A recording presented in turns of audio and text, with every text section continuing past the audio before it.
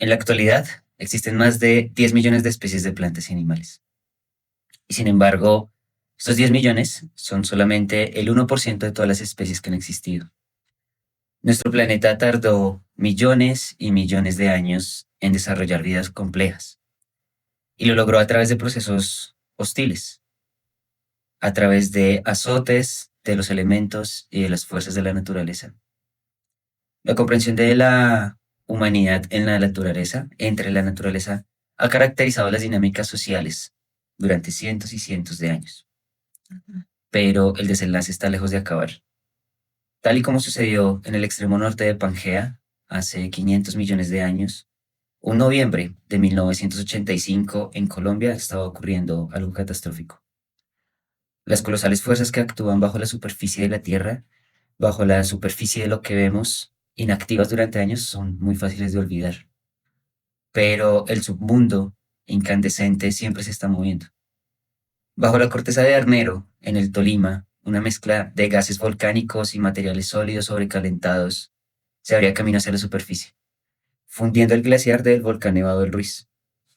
Cuando una erupción volcánica comienza, no hay forma de detenerla, pero ¿puede acaso la vida humana presenciar la transformación natural y luchar para disminuir su devastación sin intervenir en la existencia del planeta? Bienvenidos a Formas de Vida Podcast, un podcast con dosis de anticolapsos. En este espacio, la vida en todas sus formas tiene voz, nos cuenta historias, experiencias, evoluciones, puntos de vista, versiones críticas e informativas. En este espacio se enlaza la vida humana, el medio ambiente y el trabajo en toda la galaxia. Nuestra forma de vida invitada de hoy se llama Liliana Rivera. Lili es una forma de vida superhéroe, una mujer admirable, luchadora, consciente, sobreviviente de la tragedia de Armero, de la cual este año conmemoramos 40 años de su ocurrencia. Bienvenida, Liliana. Gracias, Juan. Muy contenta de estar acá y de poder hablar desde otra perspectiva de lo que pasó. Gracias, bienvenida. Hoy fue un día complejo para nuestra ciudad. Totalmente complejo, pero llegamos, lo logramos, acá estamos. Lo logramos, bueno, muy bien. Me encanta que estemos acá, que hayas aceptado mi invitación a este podcast y bueno, y que seas también tan valiente en muchos sentidos. ¿Qué nos puedes contar? ¿Qué te gustaría compartir con nosotros? Bueno, no sé por dónde quieres empezar, si quieres. Bueno, yo digamos que eso fue hace 40 años. Yo tenía 15, era una adolescente, no hagas la matemática. Pero pues digamos que eso fue más o menos como la etapa de mi vida, esa fue la adolescencia que me tocó. Eh, Perdí a mi papá, no, perdón, perdí a mi mamá y a mis dos hermanos, quedé con mi papá. Y eso fue básicamente lo que sucedió, ¿sí? Yo duré 4 días antes de que me rescataran.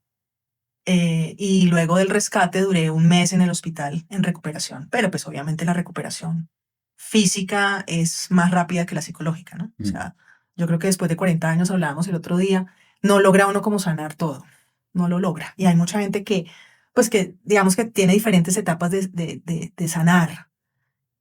Y también la ayuda psicológica, ¿no? O sea, en el momento pues no existía eso de la salud mental, del trauma, de que cómo podemos sanar esto, ¿no? O sea, todo era como muy urgente porque pues pasaron muchas cosas. Yo, pues en esta conmemoración y también para este podcast, pues estaba preparándome también viendo información, recopilando información porque de alguna forma, pues ya la teníamos. Yo no sé si las nuevas generaciones de hecho estén informadas sobre lo que pasó, pero pasaron muchas cosas, pero en últimas hay más de 22.000 historias, ¿no? Que quedaron sin contar y otras miles, yo sé, no sé si cientos como la tuya que están hoy para contarnos hoy lo que pasó, pero me parece que estoy muchas lecciones aprendidas, ¿no? Sí, claro. Desafortunadamente, a partir de los desastres, de los momentos violentos, de la crisis, pues siempre salen cosas positivas y Armero no fue la excepción. Digamos que a partir de Armero se dieron muchas cosas a nivel de prevención, a nivel médico, a nivel de cómo, de rescate, o sea, todo el mundo aprendió de cómo enfrentar una emergencia de ese tipo, ¿no? Sea un temblor, un terremoto, una avalancha. Se aprendió muchísimo, al igual que se aprendió pues con Armenia años después, pero todavía nos falta mucho, muchísimo. Y lo que tú decías de las nuevas generaciones, ¿no? O sea, las nuevas generaciones, muchos no conocen. De pronto los que tienen familiares cercanos a la región, pues han escuchado o de pronto han tenido la oportunidad de ir al área, pero mucho lo toman como de, ay, vamos a las ruinas de Armero, Mm. pero no, de verdad no pueden dimensionar lo que pasó, ¿no? Entonces, o lo toman desde el punto de vista paranormal, porque eso ha sucedido últimamente. Pero hay muchas cosas que aprender y muchas cosas que recordar todo el tiempo para no olvidar y no volver a cometer el mismo error, ¿no? O sea, no volver a que la historia se repita. Yo creo que, bueno, si alguien quisiera ver más información sobre lo que pasó en YouTube, No. encuentra un montón de información. em, pero tal vez para iniciar un poco desde el comienzo, Ujú, em, ¿te gustaría tal vez ampliar cómo fue esa experiencia, contársela? Que es lo único que podemos hacer es imaginarlo, sí, claro. pero contar un poco de cuál fue tu experiencia sobre la tragedia en la marcha. Pues digamos que para hacerlo corto, porque Ujú, pues sí. yo era una estudiante de bachillerato y mis dos hermanos eran menores que yo era la mayor. Mis papás estaban muy relacionados con la defensa civil. Mi papá era el presidente de la defensa civil en ese momento y mi mamá era voluntaria. Entonces como que conocíamos mucho de ese mundo, de las reuniones que hubo a priori y demás, pero pues nadie, yo creo que ni siquiera ellos mismos se imaginaban la dimensión. Ese día, desafortunadamente, mi papá, o afortunadamente él no estaba, salió muy temprano por su trabajo y estábamos solamente mi mamá, mis hermanos y yo, pues además de mis abuelos maternos y demás. Pero todo como que se confabuló para que no pudiéramos irnos temprano del pueblo. El carro estaba en el taller, mi papá no estaba, entonces como que todo el mundo cuando empieza a caer ceniza y empieza a llover y se empieza a oscurecer, y la gente se empieza como a estresar, empiezan a llamar a mi mamá, dónde está César? ¿Qué hacemos? ¿Para dónde cogemos? Ella sale, yo creo que sobre las 9:30 de la noche, 9 de la noche, hacia la sede de la Defensa Civil, pero es muy poco lo que se puede demorar. Las comunicaciones eran muy malas, precisamente porque por toda esta erupción y la ceniza que cae, pues todo colapsa. Entonces, ella no se demora mucho y yo me quedo en la casa con mis hermanos. Sobre las 10 pasadas tal vez se va la luz, que es cuando yo ya me entero después, que es cuando entra ya la inundación, la avalancha y rompe con la planta eléctrica, pues sí, con la planta de electricidad del pueblo. Ella llega, yo creo que a los 10 minutos, yo creo que venía la avalancha atrás de ella, nos saca, echa uno de mis hermanos al carro del vecino que la había llevado y nosotros alcanzamos a correr, di tú, una cuadra con perros, bueno, en fin. En la cuadra ya el agua nos llegaba a la cintura, entonces nos metimos a una casa X a refugiarnos y en la casa pues todo el mundo subiéndose a los techos, eso fue, o sea, el agua estaba llena de palos y demás. Y ya cuando ya entramos a la casa, pues la casa explota Mm. y desde ahí yo no los vuelvo a ver. Entonces, pues digamos que empieza como el proceso mío de salvarme, porque pues eso es lo que uno como ser humano tiende a, ¿no? O sea, ¿cómo me salvo? Pues en la noche, nada, o sea, los gritos, la avalancha, las luces de explosiones, cosas por debajo, cosas que te pasaban, o sea, eran mil cosas en un solo momento. Llega un momento en que yo ya digamos que ya pierdo el conocimiento o me duermo, no sé, y al día siguiente me levanto, me despierto pues rodeada de barro. eh, yo quedé como, mi papá me cuenta que quedé como unos no sé cuántos kilómetros de mi casa. Pues Armero es un valle agrícola, Ujú. entonces pues quedé en las fincas. Y estaba rodeada de ganado, de personas vivas, de personas muertas, de todo lo que tú te imagines. y es empezar cómo salgo de ahí. Eh, pero pues obviamente muy herida, yo tuve heridas en las piernas, en mis pies, en la cabeza, perdí el ojo izquierdo. Entonces es como empezar, como, ¿qué vamos a hacer? Y tú te metías al lodo y era, o sea, hacía mucho frío, al día siguiente amaneció casi que lloviendo, hacía mucho frío, entonces tú tratabas de meterte en el lodo para calentarte, pero el lodo también te quemaba. Entonces, pues ahí como pude salí del lodo y salí a la montaña, porque tú podías ver la montaña. Y ahí empieza. Eso fue el jueves en la mañana. Y yo duro hasta el domingo, a las 4 de la tarde, me rescata un helicóptero.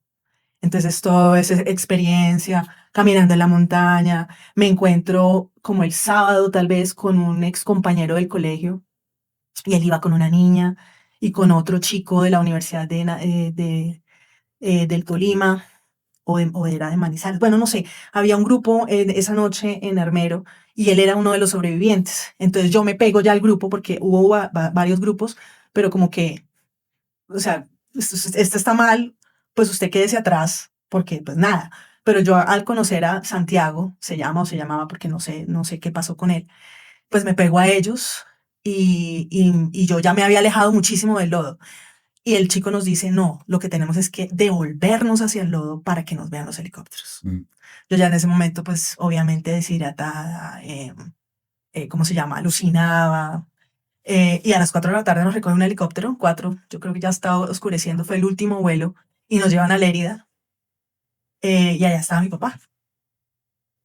Sí, pero bueno, ¿Por qué crees, por qué crees que el pueblo no evacuó? por muchas razones. Yo pienso primero porque estamos muy apegados a las cosas materiales. Siempre estamos pensando si nos vamos, qué pasa con nuestra casa, eh, nos la roban y demás. Y segundo, porque sí hubo negligencia estatal, hubo negligencia gubernamental, porque se sabían las cosas. O sea, mucha gente le echa la culpa al cura, la culpa al alcalde, la culpa a todo el mundo, pero, pero hubo negligencia del gobierno, la hubo, porque ellos tenían información de que esto iba a pasar. Y la historia nos decía también que había pasado. En dos momentos en la historia, Armero se fue borrado, pero es como yo te decía, nos olvidamos de la historia y volvemos a cometer los mismos errores. Y es también el hecho de esperar a que otro haga algo, ¿no? Y uno no lo hace. Y yo pienso que también al pueblo le faltó eso, o sea, como unirnos y decir, listo, este no está haciendo esto, sabemos que esto va a pasar, hay que irnos de acá.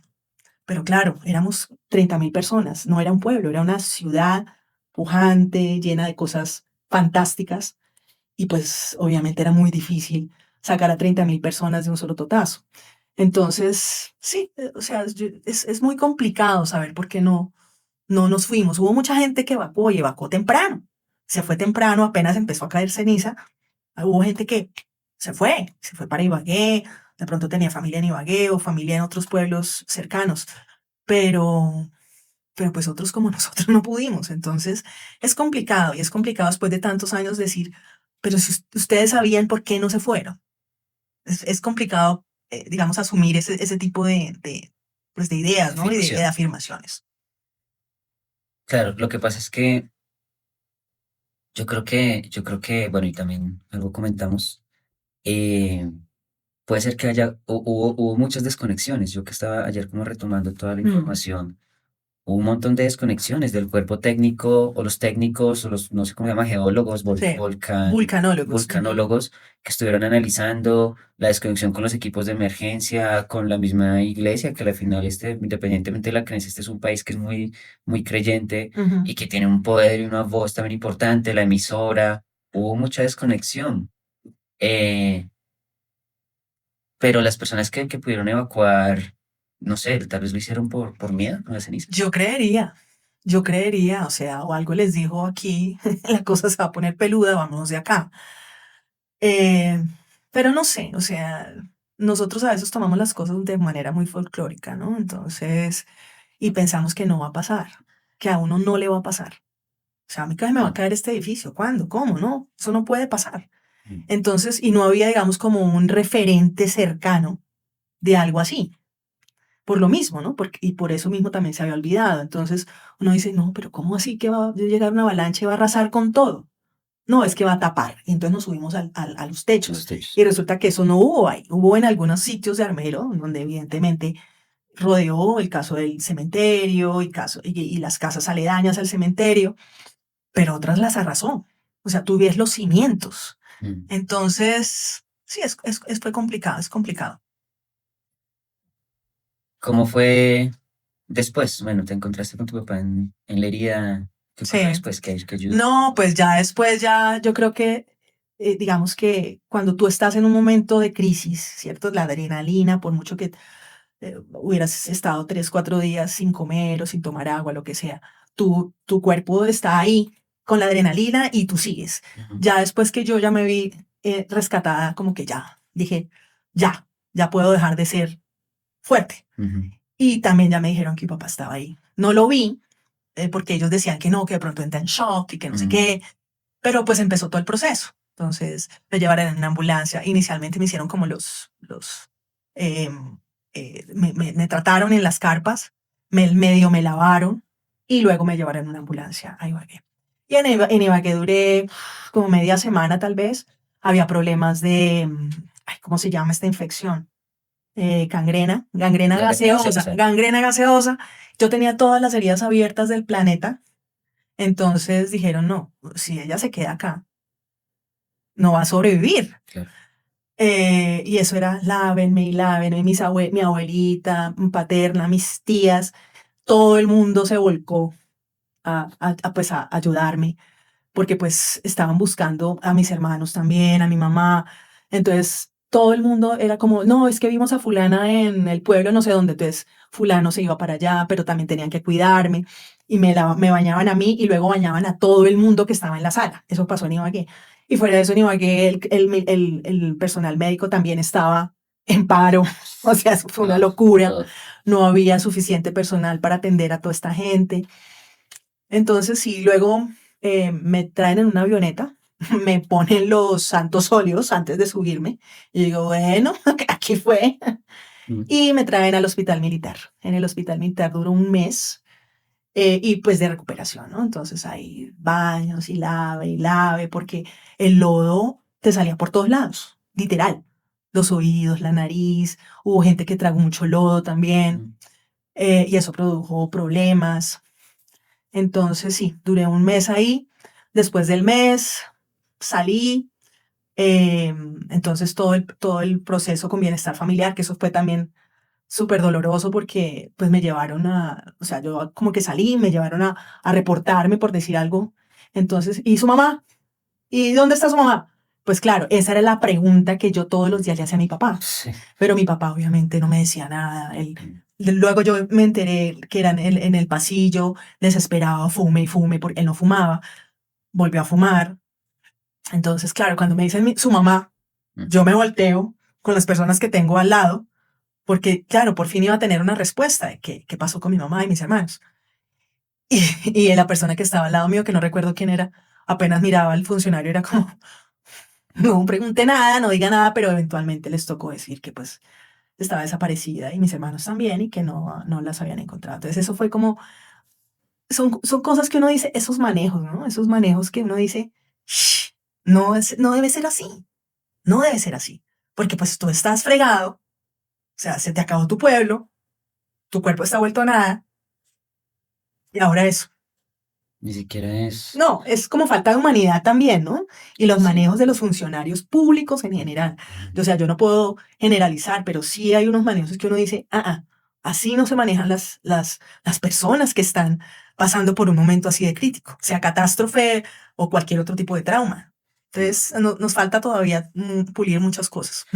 Ni siquiera fue un acercamiento a un primer auxilio psicológico, ¿no?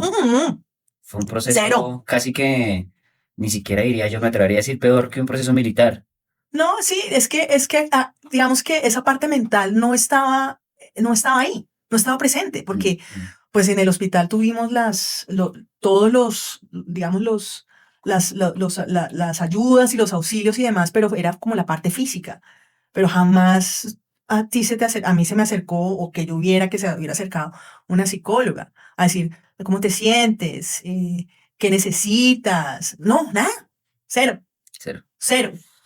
Y era chistoso porque yo después de mucho tiempo decía yo, también entiendo pues muchas cosas porque me decían, usted tiene que ser fuerte. Mi familia o sea, mis tías, digamos que esa parte paterna me decía, usted tiene que ser fuerte por su papá, Mm. porque le tenían mucho miedo a que a mi papá le pasara algo, pero yo tenía que ser la fuerte. Entonces, era como increíble, increíble que después de todo eso, yo tenía que ser la fuerte. O sea, más fuerte, o sea, ¿Para dónde? acabo de sobrevivir. No, o sea, ¿para dónde más? Y sí, es complicado. Qué duro, qué duro. Entonces, pienso yo que, no sé, cuando yo veo los videos, si bien yo creo que, claro, se priorizó una ayuda física, no me saco de la cabeza, y bueno, tal vez también por mi profesión, en el video se ve cómo sacan a personas en la Ujú. camilla y la camilla les llega hasta acá y están vivos y la cabeza les llevan así, Sí, la llevan sí, así. hay muchas cosas que uno dice, sí. Sí, yo pienso que eso fue un revolcón para todos, o Sí. sea, el país no estaba preparado para ese tipo de emergencia. Era como si hubiera caído una bomba y hubiera, digamos, acabado y botado a la gente, porque literal la gente fue llevada por todas partes del país, Mm, porque Ibagué no tenía la suficiente capacidad mm, para atender a todos los heridos y claro. eran heridas que nunca habían visto en su vida tampoco. Mm, Entonces eso fue, lo mandó para allí, lo mandó para allá, o sea, para todas partes de Colombia y obviamente eso también generó que la gente no se pudiera encontrar con su familia. Es complicado, es complicado. O sea, todos aprendieron. Yo creo que, y no lo creo yo he leído y sé, digamos que todos los actores presentes en una emergencia aprendieron ujú, porque era algo que ellos no conocían. claro. No, nadie. Mm, Nadie. Pero bueno, también hay cientos de historias que suenan, ¿no? En el video que yo vi ayer, uno de los oyentes decía, hay muchas historias, nadie tiene pruebas, pero todo el mundo sabe que es verdad. Creo que ujú, comentaron cuando el joyero del pueblo ujú. fueron y en vez de ayudarlo, le saquearon las joyas, la historia de la familia que estaba encima del techo y los socorristas vinieron en un helicóptero, se llevaron primero a la niña, pero luego cuando se los llevaron a ellos, la niña ya no estaba por No, ningún lado. No, eso es, claro, y es que cada uno cuenta desde su historia, ¿no? O claro, sea, son cosas que, lo que tú dices del joyero, no sé si nosotros hablábamos antes y yo te decía eso porque la gente dice, no, es que allá terrible la gente, eso le quitaban las joyas a los muertos y le quitaban las joyas a los heridos, eso pasa alrededor del mundo. sí, claro, Eso no pasa solamente, o no pasó solamente en Armero, eso pasa sí. en todas las tragedias, Mm, guerras y demás alrededor del mundo. Eso es algo típico en esas situaciones. Y lo de los helicópteros, sí, también, o sea, es que es muy complicado porque además el sobrevuelo de los helicópteros era complicado. em, Llegaban y entonces el aire del helicóptero levantaba tejas, levantaba una cantidad de cosas y había mucha gente herida alrededor. Entonces, sí, claro, eso es algo que cada historia es única, mm, es única. sí, Entonces, que les tocó cortarle la pierna porque entonces no lo podían sacar, que entonces quedó su papá o su mamá, digamos, encima y entonces no sabían cómo quitarlo. O sea, era una cosa loca. Es una cosa que cada uno tiene su historia. mm. Mm. Sí, al principio también dijiste algo también muy importante, que me pareció muy impactante y es, cuando te pregunté que por qué no habían evacuado, dijiste, no, es que nos pegamos a lo material. En general, los humanos En hacemos general, eso. Ujú. nos pegamos a lo material y seguimos pegados Total. a lo material. Esta experiencia no creo que haya cambiado realmente a Colombia. No nos cambió. Cambió el nombre del instituto de no sé qué más por el geológico. Cambió Ujú. el nombre creó una nueva entidad que se llama Unidad de Gestión de Riesgo de Desastres. Creo, pero realmente aquí no hay un cambio profundo. No, hay cambios, sí ha habido cambios, Ujú, digamos, en legislación, digamos, las unidades de emergencia, Cruz Roja, Defensa Civil, bomberos y demás. Pienso que también hicieron sus cambios, pues porque ellos están constantemente, tienen que estar constantemente, pues como aprendiendo en general. Pero, Pero la gente como tal es muy complicado. Y además que esa educación, ¿no? Ujú. Esa educación que se necesita desde chiquitos, de, hey, si es por acá, es por aquí, si suena esto, hay que salir. Entonces, en los colegios, pues en algunos, digamos que sí se hace, entonces debajo de las sillas y no sé qué. Pero, como decías tú, el humano tiende a correr riesgos. Ujú. Y entonces no se meta por ahí porque hay un perro bravo y más nos metemos por ahí. Sí. Entonces es complicado. Yo pienso que más que esperar que el gobierno haga algo, o sea nacional o local, o el administrador de mi conjunto, es yo, mi familia, mi núcleo familiar que estoy haciendo. Sí. Entonces preocúpate por ti. ¿Tú qué estás haciendo? ¿Sabes qué tienes que hacer en caso de un temblor? ¿Sabes qué tiene que hacer en caso de que me prenda la estufa? ¿Sabes qué tiene que hacer en caso de que mi papá le dé un ataque cardíaco? O sea, eso es lo que yo pienso. Mm, O sea, uno, porque de resto nadie va a venir a salvarte. cierto. Mm. Bueno, entonces estuviste en el hospital militar, bueno, y tuviste esa mala gestión, digámoslo, mala gestión psicosocial, como para enmarcarlo, pero tuviste esa Ujú. gestión gubernamental. ¿Y qué pasó después? Bueno, después eso fue en noviembre, yo salí en diciembre del hospital. Obviamente, pues mi papá y mis tíos todavía como buscando a mi mamá, a mis hermanos, mi papá trabajando en la empresa en la que él estaba, que también pues se destruyó, entonces recogiendo combinadas, una cantidad de cosas. O sea, yo digo, miércoles, mi papá también le tocó muchísimo porque él estaba en la zona eh, y pues obviamente después de tanto tiempo, los cadáveres y todo, o sea, el trauma es brutal. Además de haber perdido su familia, de haber perdido sus amigos, su historia, su pueblo, pues esa parte del rescate debió haber sido brutal. Y él nunca habló de eso. Entonces, yo me voy, él se empieza a vivir en el Espinal, que es en el sur del Tolima. Nosotros estábamos en el norte y es en Ujú. el sur del Tolima. Mm, Y pues las costumbres y la gente cambian de un área a otra. sí. Y entonces es como, ay, los damnificados. Sí, cierto. Ay, los sobrevivientes. Mm. Y lo miraban a uno con desprecio. Y me acuerdo que en esa época le decían a uno Damni. ¡Damni! Sí. Sí. Juepucha. Eso no Entonces sale en iba los uno a documentales. resurgir. Sí. No, pues porque la gente no lo va a decir. Entonces iba uno a resurgir, a reclamar que la plata. Eso también era duro. Era duro porque, pues, tener sus cosas, su casa, su familia, su trabajo, el caso, por ejemplo, de personas como mi papá, e ir a hacer una fila, reclamaron, porque uno quedó así. O sea, es que se llevó todo. Mm, mm, Entonces, fue complicado. Yo me fui a vivir con él al Espinal, allá terminé mi bachillerato. eh, y también, pues, el proceso al inicio fue como complicado porque, pues, claro, yo no quedé calva, me tocaba usar gafas por el sol, entonces usaba una boina para que no me vieran las cicatrices, pero gracias a Dios digamos que fui muy acogida por los chicos. Terminé en un colegio femenino, entonces digamos que ahí terminé y luego pues seguí en el Espinal, mi papá pues ya también como buscando su norte para dónde coger, pues también inició su propia familia y yo quedé como, ups, ¿y ahora para dónde? ¿A dónde cogemos? Y empecé con una tía y mis primos y pues estábamos en el Espinal y luego de 2 años de vivir ahí dije yo me tengo que ir de acá, yo tengo que estudiar, como sea. mm. Y me vengo para Bogotá a los 18, también a vivir como de casa en casa, de tío en tío, de tía en tía, que pues abrieron sus puertas y sus corazones, porque pues imagínese, digamos que recibir a alguien, sí, es de tu familia, pero pues a ver, tú tienes tu núcleo y tú vienes aquí a vivir otra vez, o a vivir conmigo, y entonces hay que compartir la cama, o compartir el espacio, o compartir la comida. O sea, de verdad yo estoy muy agradecida con ellos también. Claro. Pero pues para uno era harto y complicado, complicado. Entonces em, empiezo a estudiar en La Sabana, comunicación social y periodismo. Primer semestre mi papá me paga, segundo semestre como, bueno, mi amor, no hay más para que, no hay de dónde, cómo pagarte. Sí.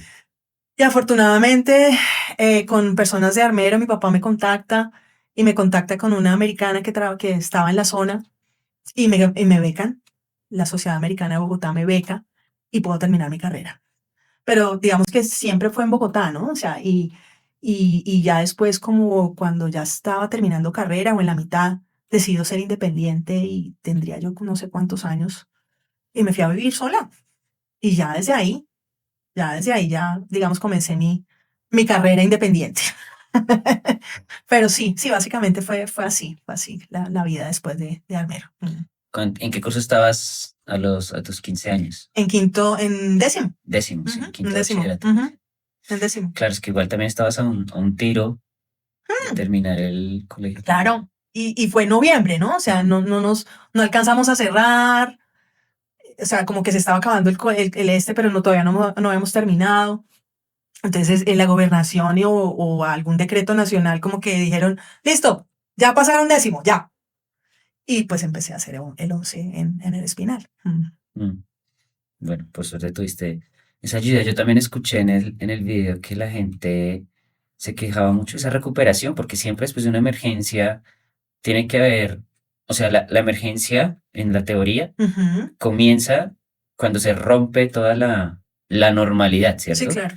Que eso debió ser mucho antes de que ocurriera la erupción, pero se supone que termina cuando se vuelve a la normalidad, entre comillas, se vuelve a la rutina. Pero realmente, de lo que yo siento, la emergencia para el gobierno o el Estado o estas entidades terminó cuando sacaron a las personas.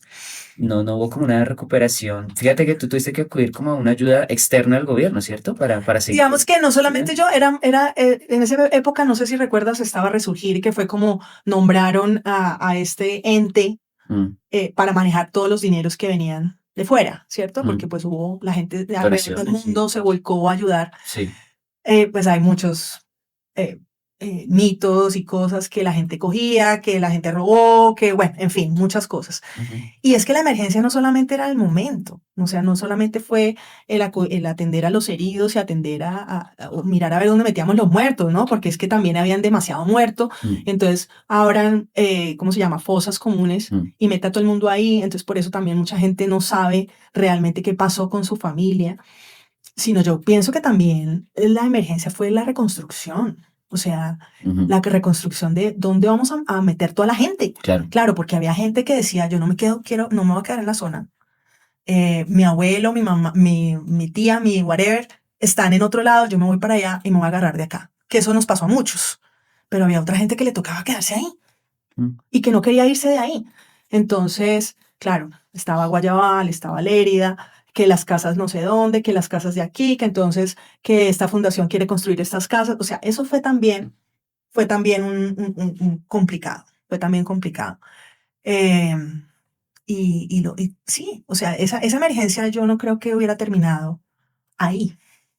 Después el proceso de dónde vamos a meter esta gente, de qué van a vivir, ujú, ujú. entonces, no, démosles el subsidio. Pero entonces eso generó muchas cosas porque la gente, yo me acuerdo que mi papá decía, estoy buscando gente para trabajar y hay gente sentada en los andenes y yo les ofrezco trabajo y la gente no quiere trabajar. Entonces eso generó muchas cosas, muchas cosas. Viviendo en carpas por mucho tiempo, esos campamentos, o sea, eso era complicado de manejar, muy complicado de manejar. Claro, sí. Por eso precisamente la emergencia debió tener esa recuperación Yo pienso que ahí fuerte, tal vez fuerte.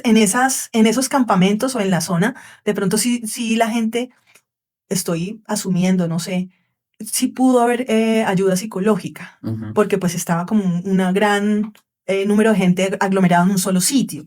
Entonces me imagino que parte del proceso era eso. Pero los que nos fuimos y como que no éramos parte de nada, pues, o sea, o pagas o mira a ver cómo se soluciona la cosa. mm. Entonces, y eso nos pasó a muchos, y muchos después de ya viejos, es como, uy, yo tengo que sanar esta vaina, yo tengo que hablar, yo tengo que, sí, sanar. Mm. Escribiste un libro también, ¿no? Sí, fuiste parte de un libro, ¿cómo fue? No, no lo escribí, no lo escribí. Digamos que como la Sociedad Americana de Bogotá me becó, Ujú, entonces esta persona de Estados Unidos me conocía que yo había estudiado comunicación social y periodismo, me llamó. Ella estuvo, digamos que llegó a la zona como en enero, eso pasó en noviembre, y empezó a hacer un libro fotográfico Eso. de toda la recuperación de la que te estoy hablando, ¿no? O sea, de las carpas, de los asentamientos, y cogió ciertas historias. Y había una periodista, digamos, que se encargaba de escribir los textos, y yo era la periodista de investigación. Ujú. Entonces, por eso te digo que también pues tuve como la oportunidad de ver muchas cosas que no había visto cuando pasó, porque vi periódicos, vi videos, para mí no existía, en esa época nadie hablaba de eso, nadie me mostraba nada, yo no veía televisión, entonces fue como que lo que yo estoy viviendo y de pronto una amiga que iba y me visitaba o fulano y nos contábamos las historias, pero paré de contar. Pero cuando yo hago esta investigación, yo empiezo a aprender y a enterarme de muchas cosas que no había tenido la oportunidad. Y eso también fue como, uy, fue duro para mí, Choca. porque pues yo ya tendría por ahí que 24 años tal vez, pero igual, o sea, igual fue duro leer, porque eran periódicos y periódicos y periódicos y archivos y hablar con sobrevivientes también, gente de Ingiominas, geólogos, bueno, una cantidad de cosas. Eso también fue como una manera como de, de revolver otra vez todo y sanar de alguna manera. ¿Has tenido que vivir alguna otra situación, obviamente no tragedia como esa, pero sí de emergencia después de No, pues si vivimos en Bogotá todo, yo creo. El último fue el temblor tan temblor? terrible, terrible. Sí. Yo vivo en un octavo piso y yo ese día estaba en el 11º piso, Mm. porque pues yo me levanto temprano o sea, no me puedo estar quieta. Entonces me levanto temprano y fui a organizar algo en el depósito que queda en el 11 y empieza a temblar. Yo dije, aquí fue. Y es cómico, bueno, no sé si cómico, pero es paradójico que uno, a pesar de haber vivido tantas cosas, pues a uno se le olvida. Ujú. Y entonces yo dije, acá fue. Y yo lo único que pensaba era en mi hijo y mi marido, que estaban en el octavo y estaban durmiendo. Y yo me alcancé a paniquear. Generalmente yo soy muy tranquila y me he ido por esa parte de prevención, de aprender, de estudiar, de saber qué tengo que hacer. Tengo ¿cómo se llama? Un papelito en la puerta de mi casa. Si tiembla, baje los tacos, las perras, los no sé qué, baje con zapatos, tal. Ujú. Este es el punto de encuentro. Mm. Pero ese día me desequilibré. O sea, fue muy terrible, terrible. Yo dije, esto hasta aquí fue, este fue el día. Cuando terminó de temblar, bajé hasta el octavo y no, ya mi hijo estaba con las perras y todo el mundo. Tal. Pero ese día sí fue como, por favor, quiero ir más abajo, en un octavo piso. Sí, de resto no, afortunadamente nunca más así como tan terrible, no. No. Menos mal, menos mal. No, Mm. yo creo que, bueno, de todas formas, de hecho eso se llama, ¿cómo se llama? Traumas postraumáticos, ¿no? Ok.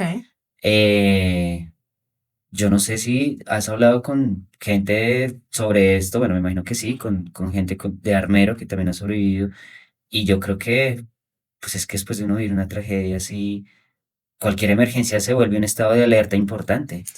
Sí, y de hecho recién pasó, recién pasó. Yo Mm. me acuerdo que mi papá me llevó y la camioneta entraba a Armero y se sentía como si fuera, como si se fuera a hundir. Ujú.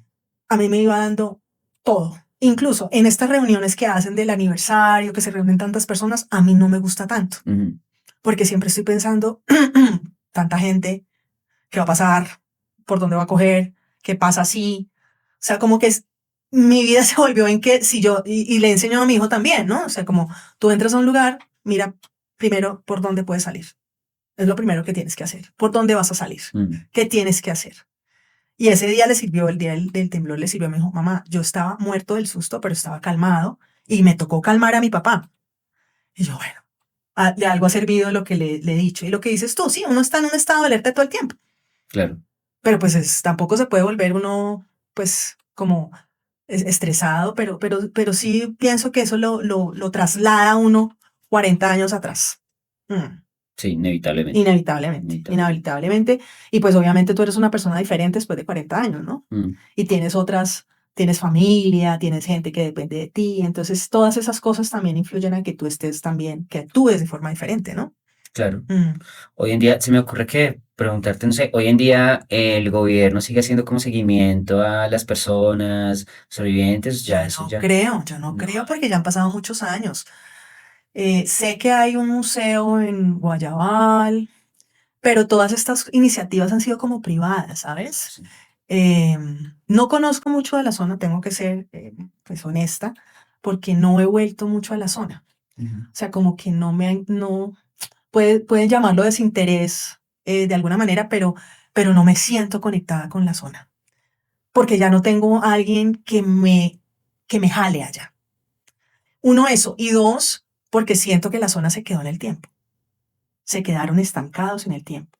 Entonces tú vas después de 10 años y es lo mismo, o sea, como que estoy hablando desde mi poco conocimiento de lo que está pasando en la zona, pero si tú viajas y tú miras las calles y lo Igual. mismo, no hay empresa, la gente no tiene trabajo, o sea, como que todo es lo mismo comparado con lo que era el municipio de Armero, ¿no? Que era una cosa, pues bancos por doquier, la gente, gente de diferentes culturas, españoles, habían alemanes, entonces todo eso nutrió pues positivamente el pueblo, pero ahorita pienso que faltan líderes también. Y eso era lo que tenía Armero, ¿no? Líderes, gente que jalonaba al resto o gente que daba ejemplo, ¿no? Entonces uno como que, tú sabes que uno aprende con el ejemplo, pero Ujú. ahorita se me hace que falta eso. Y la zona se quedó como en el tiempo, ahí como estancada. Mm, sí. Entonces, pues es mi perspectiva muy personal, ¿no? Habrá gente que dirá, no, pero si estamos haciendo X, Y, Z, pero eso es lo que yo veo de lejos. Sí. Yo lo comparto contigo en el sentido en que también todo lo que uno ve es privado. Porque cuando uno pasa por la vía, ¿cierto? Que ve el letrero grandote de los niños Ujú. desaparecidos y esto, yo dudo que no sé, el 30% o 20% de las personas que pasen ahí sepa realmente el contexto detrás. Es como decir una avalancha. Tal cual. Y Sí. además que ya en 40, han pasado 40 años, ¿no? Sí. Entonces, las personas mayores ya muchos han muerto. Ujú. Los que eran bebés, pues, pues, si acaso se acordarán. O Ujú. sea, de pronto mi generación, pero el grosso de la población no conoce realmente lo que sucedió. Y siempre se van como, ay, pero es que fue culpa de no sé quién, fue la maldición del cura de no sé dónde. Sí, porque en eso Sí, nos quedamos, ¿no? sí, O sí, sí, sea, sí. es que claro, es que como mataron a un cura, entonces por eso Dios los castigó y por eso les llevó a la avalancha. Entonces nos quedamos como en ese tipo de comentarios, pues que no ayudan, ¿no? Y que no nos sacan de ahí, no nos dejan aprender. Sí, sí. Pienso que, me imagino yo que la nueva generación, los chicos en los colegios, espero yo, pues estén aprendiendo en la zona, ¿no? O sea, que ya no lo vean como el nevado, como yo lo veía cuando yo tenía, pues era pequeña, era como el nevado y ahora es el volcán. Pero ¿por qué explotó? Mm, Entonces ahora sí lo conocemos como volcán. mm. Entonces, si uno conoce qué tengo alrededor, pues de alguna manera puedo reaccionar. O sea, si yo conozco mi entorno, si yo conozco dónde vivo, si yo conozco cuáles son las amenazas, los riesgos que tengo alrededor mío, pues así mismo puedo reaccionar. No como Claro. que, ay, yo no sabía que eso era un volcán y explotó. Mm, Sí, por eso mencioné al principio que esto no es de hace 40 años. Los mm, volcanes son el origen de nuestra vida, nuestra existencia, ¿no? Y lo más seguro, no, lo más seguro no. Lo seguro es que van a seguir erupcionando, van a seguir ocurriendo cosas. ¿Tú qué le dirías, pues, a esas nuevas generaciones, además de lo que ya hemos conversado, qué le dirías a esas nuevas generaciones de tus aprendizajes? Que al final la tragedia enseña, ¿no? sí, claro. ¿Qué les dirías? Que no coman entero, uno, que no esperen a que los demás hagan algo por ellos, sino que ellos lo hagan. Yo siempre le digo a mi hijo algo que me decía mi mamá todo el tiempo y era, lo que usted no hace, nadie lo va a hacer por usted. Siempre se lo repito a mi hijo y mi hijo es como si ya sé lo que me vas a decir. Pero es cierto, si tú no haces las cosas, nadie va a venir a hacértelas. Nadie, porque eres Juan Felipe, porque eres Liliana. No, nadie te va a venir a hacerlas. Entonces, y es como, oiga, si yo tengo mi entorno y lo quiero limpio, pues yo actúo. Mm, Si yo tengo sí, problemas en el lugar donde vivo, yo actúo, no espero a que el administrador o el alcalde local, o, ay, es que como el alcalde no sirve para nada. Entonces es como, no coman entero y hagan las cosas y produzcan, promuevan, que sean proactivos y no esperen como, hey, y no crean, sí, no crean todo lo que hoy en día les muestran las redes sociales, porque pues eso es Eso es un mundo fantástico que no es real. No es real. Sí, es Mm. fachada. Es pura fachada, Ujú, es cierto. Bueno, tú comentaste que, bueno, ahí te enteraste de que tu mamá y tus hermanos no estaban, pero ujú. tú lo seguiste buscando, hay información sobre ellos ya es concreta. No, ellos nunca aparecieron. Digamos que yo, pues de adolescente, no hice como la tarea de buscarlos como tal. Yo empecé como a buscar en internet y demás, y he seguido como, pero como que yo digo, después de 40 años, y había como, me acuerdo que con mi mamá hubo una historia de, la vieron en televisión y no la vio ni una, ni dos, ni tres personas, la vieron varias personas en diferentes casas y todos empezaron a llamarlo, ay, Consuelo, no sé qué, pero nunca apareció. Nunca apareció el video, nunca apareció nada. Entonces son cosas que uno dice, pues después de 40 años es complicado. Sí, no, no. Y pues decía, no, de pronto quedó mal de la cabeza. eh, a mis hermanos, mi papá decía que alguien le había contado que había visto uno en una fosa común. No, Eran pues, chicos muy pequeños, mm, eran chicos muy pequeños y pues no se sabe qué pudo haber pasado. claro, no, muy duro. Yo vi, por ejemplo, un video también de un japonés Mm, que sobrevivió a al tsunami, ok, tsunami de 2014 tal vez, ajá. en Japón. El de Kobe. No, El Kobe fue terremoto, creo. terremoto, no, un tsunami en Japón. Ok, ya, el que produjo lo de Fukushima. Tal vez no tengo No. el dato, pero sí sé que él, buscando a su familia, encontró un montón de familiares a su esposa, perdón, Ajá. encontró un montón de familiares de otras personas y todavía, si está vivo, sigue buscándola, Ok. sigue buscándola. Pero, Es que es complicado. Yo venía en el taxi en el que venía, a propósito de desaparecidos, y decían que la tasa de desaparecidos en Bogotá es impresionante. O sea, solamente en Bogotá van 800 personas, y eso de las que reportan, ¿no? 800 personas desaparecidas, de las cuales 500 no hay rastro. mm, Entonces, imagínate, ¿cómo será? Entonces, si tú tienes que ir a la fiscalía y todo el embrollo gubernamental que tienes que ir, o sea, tú bien fregado porque tu familiar no aparece sin embargo tienes que ir y enfrentar las preguntas de los funcionarios. O sea, ahí falta, digamos que falta mucho como facilitar mucho más los procesos. O sea, estamos todavía muy burocratizados. sí. Y las empresas adoptan lo mismo, ¿no? Por ejemplo, eh, creo que lo comentamos también la vez pasada, que para el Día del Niño, para el Día del Padre, se hace toda una jornada chévere, chévere, sí, bonito celebrar esto, pero para poder hablar de seguridad, una experiencia, es media hora de capacitación y sale. Y si hay que evacuar, no, pues no, primero termíneme el objetivo, primero envía el correo y luego evacúa. Sí. Sí, es complicado. Y ojalá en Bogotá no nos pase Ujú. que suceda algo impresionante, algo de lo que nos tengamos que arrepentir y no estemos preparados. O sea, yo, ¿por qué no salí cuando hubo la evacuación? O sea, que no le pase a uno eso, como pensar, como yo, ¿por qué no le puse al que vino a hacerme la capacitación para dónde es que tengo que coger? ¿O cuáles son las vías de evacuación? ¿O cuál es el punto de encuentro? Hay gente que no, o sea, nomás el día de la evacuación nacional, no me acuerdo cómo se llama, Simulacro nacional. el simulacro nacional. O sea, si uno pasa a verlos, por ejemplo, los conjuntos residenciales, no creo que mucha gente salga. Eh, O sea, en mío no sale mucha gente. Entonces, y hay mucha gente de la tercera edad que tiene problemas de discapacidad o que tiene sus mascotas. Hay mucha cosa que tener uno en cuenta en un momento de evacuación. ujú. O sea, si tú vives en un piso alto, ¿qué hago? ¿Para dónde cojo? ¿Cuánto me demoro bajando las escaleras? ¿Me voy en el momento en que está temblando o espero a que termine de temblar? ¿Abro la puerta para que no se quede trabada o la dejo cerrada? O sea, hay cosas y que la práctica de alguna manera le da a uno cierta tranquilidad. Claro. Entre más practicas tú y ejercitas, pues en el momento que sucede uno está con la adrenalina al mil, pero ya uno dice, es por acá, o no tengo que hacer esto, o no puedo hacer lo otro. Ujú. Sí, pero sí, lo tomamos muy deportivamente, y lo que volvemos a lo mismo, ¿no? Siempre está primero lo material, el trabajo, que es pues salvar nuestras vidas. O sea, después de que tú te mueras, ¿qué? No hay nada. No, O que se muera alguien que sea cercano a ti. ¿Qué puedes hacer? Absolutamente nada. no. Y los seguros, ¿no? O sea, tengo asegurado mi casa, no la tengo segura. No, es que eso vale mucha plata. No, es que eso no. Ay, mejor me voy para Melgar.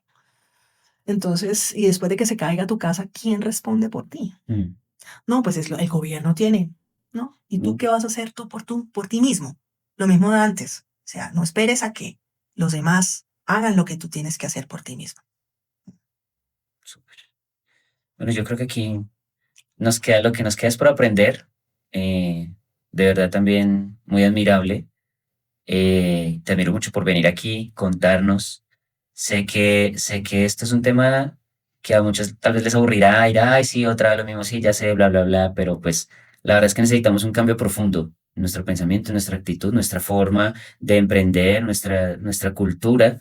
Y qué mejor que escucharlo de ti. Y gracias, Gracias. gracias por estar en este espacio. Espero que, bueno, que sigamos hablando de este tema juntos, Claro que sí, claro que sí. aprendiendo, implementando, mejorando.